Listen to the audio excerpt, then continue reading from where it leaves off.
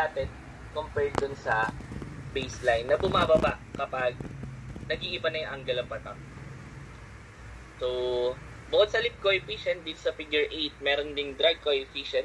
So, kapag na-raise nga po pala, mas na-utilize niya yung lift kesa sa drag as compared sa Savonius. Kasi sa Savonius, diba, drag force yung i-utilize nun. Pero dito kasi sa Darius, kailangan niya ng lift force. So, maganda pong magandang result to na pinakita nila. Mataas yung coefficient of lift ng slatted airfoil compared sa baseline. And dito naman sa coefficient of drag, mas mababa naman yung para sa slatted compared sa baseline, which is nagpapakita nga rin po ng magandang result.